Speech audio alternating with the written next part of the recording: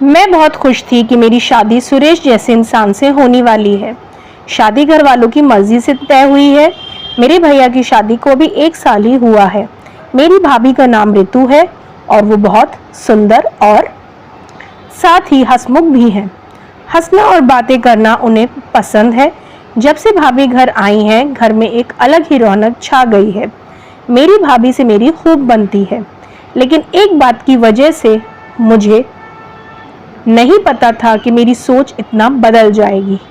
एक दिन सुरेश जब घर आए थे, तब मैं, भाभी और सुरेश साथ में एक कमरे में बैठे थे। हम लोग बातें कर रहे थे। जैसा कि मैंने पहले ही बताया कि मेरी भाभी बहुत बातें और मजाक करती हैं। ऐसी ही बातों बातों में उन्होंने सुरेश से कहा कि आपने भी क्या देखकर रिया को पसंद कर लिया? आपका दिमाग तो सही है, अभी भी मौका है, आप बच सकते हो। शादी अभी हुई नहीं है। इतना भी होता तो शायद मैं बर्दाश्त कर लेती, लेकिन उसके बाद जो सुरेश ने कहा, उससे मुझे ज्यादा बुरा लगा। उसने कहा कि क्या करूं भाभी, आपकी जैसी सुंदर तो मुझे शायद मिलेगी नहीं, तो अब जो मिली है उसी से काम चलाना पड़ेगा। बात मजाक में ही हो रही थी, लेकिन मुझे वो बात दिल पर लग गई।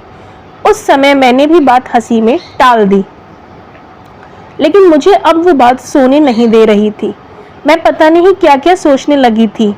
मैं अपने आप को भाभी के साथ कंपेयर करने लगी थी।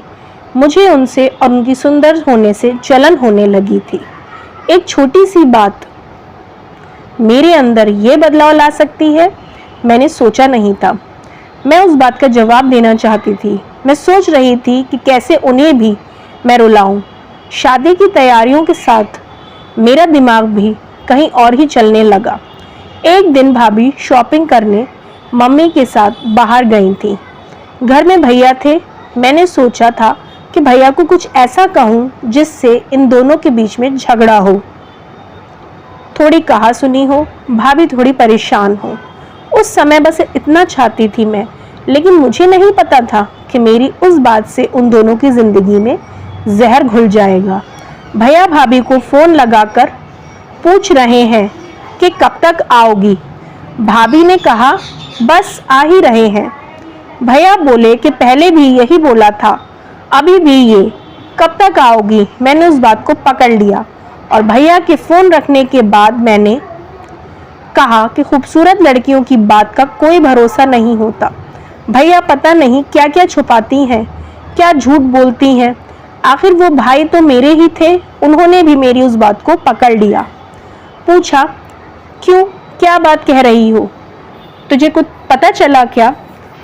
मैंने जानबूझकर ऐसा दिखाया कि मैं कुछ जानती हूँ और उनसे छिपा रही हूँ। मैंने कहा नहीं, कुछ नहीं, मैं तो बस ऐसे ही बोल रही थी।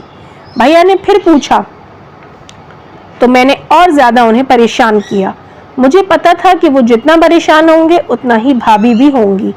मैंने उन्हें ऐसे ही कहा कि भैया मैं क्या बताऊं, आप खुद समझदार हैं।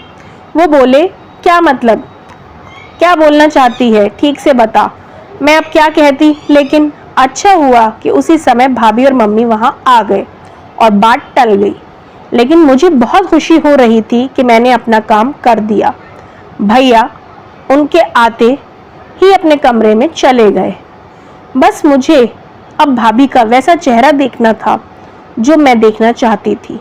भाभी करीब 1 घंटे बाद जब कमरे से निकली तो उनका चेहरा बयान कर रहा था कि मैंने जो बोला है उसका असर हो रहा है।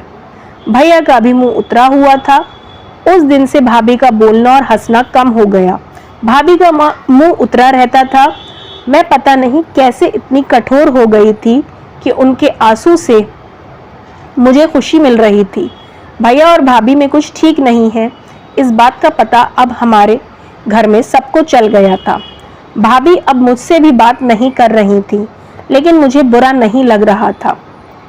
एक दिन भैया भाभी से किसी बात पर बिगड़ गए और सबके सामने उन्हें घर से जाने को कहने लगे। मम्मी और पापा ने कहा कि क्या हुआ, क्या बात कर रहा है, ऐसा क्या हुआ, लेकिन वो बोले कुछ नहीं। भाभी को वो बात बहुत बुरी लगी और वो घर से जाने लगी। मम्मी ने कहा कि शादी सर पर है, ऐसे कहाँ जा रही हो? भैया बोले उसे जाना है तो जाने दो। भाभी मेरी तरफ देख रही थी, लेकिन मुझे ना बुरा लग रहा था ना मैंने उन्हें रोका। भाभी अपने घर चली गई। शादी में सिर्फ 10 दिन बाकी थे और भाभी घर से चली गई। घर में मम्मी, भैया और पापा को देखकर अब मुझे थोड़ा बुरा लगने लगा था, पर मैं अब कुछ नहीं कर सकती थी क्योंकि बात बहुत आगे निकल गई थी। सच बताऊं तो बात इस हद तक चली जाएगी इसका मुझे भी अंदाजा नहीं था। शादी के समय सभी के मुंह उतरे हुए थे और इसका कारण मैं थी, लेकिन ये बात मैं कैसे बता सकती थी। भाभी को मम्मी ने फोन किए लेकिन वो नहीं आई। घर का माहौल ही बदल गया। भैया से सभी पूछ रहे थे कि ऐसा क्या हुआ, लेकिन वो भी कुछ बता नहीं रहे थे। घर की रौनक ही चली गई थी। शादी को एक दिन बचा था और भाभी अचानक ही वापस आ गई। भाभी को देखकर मम्मी खुश थी। मैं अभी भी भाभी से बात नहीं कर रही थी। सोच रही थी कि किस मुंह से बात करूं। मेरी वजह से भाभी इतना परेशान जो हुई। भाभी खुद ही मेरे पास आई। मैंने बोला, आप आ गई? वो बोली, हाँ। मैंने सोचा कि अगर मैं नहीं आती तो तुम्हें तैयार कौन करता। भाभी ने ऐसा कहा तो मैं रोने लगी। भाभी ने कहा कि मुझे तुम्हारे भैया की बातों का इतना बुरा नहीं लगा। ठेस तो मुझे तुमने पहुंचाई। मैं घर से भी तुम्हारी वजह से ही गई थी।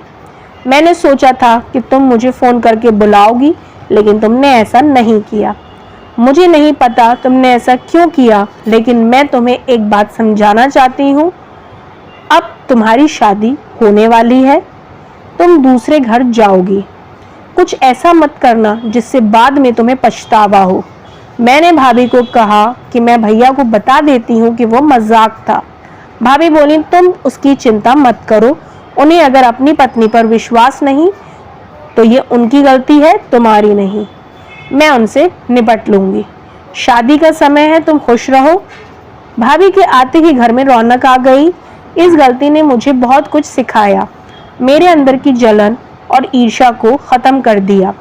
मेरे अंदर एक डर पैदा कर दिया कि मैं कहीं गलती से भी किसी के साथ कुछ गलत ना कर दूं। भाभी मेरी जैसी नहीं है, मुझे पता है वो भैया को भी संभाल लेंगी। मैंने भाभी के साथ इतना कुछ किया, लेकिन वो अपना फर्ज नहीं भूली, ना ही ये बताया कि ये सब मेरी गलती है। मुझे अपनी गलती पर बहुत पछतावा हुआ। जलन की भावना ने मुझे सही गलत में फर्क करना भुला दिया। भाभी के ऐसे रिएक्शन ने मेरी आंखें खोल दी। भगवान ऐसी भाभी सबको मिले। आशा करती हूँ आपको कहानी अच्छी लगी तो लाइक करें और उसे शेयर करें और प्लीज़ चैनल को सब्सक्राइब करें। मिलते हैं फिर किसी और रोचक कहानी में, तब तक के लिए बाय।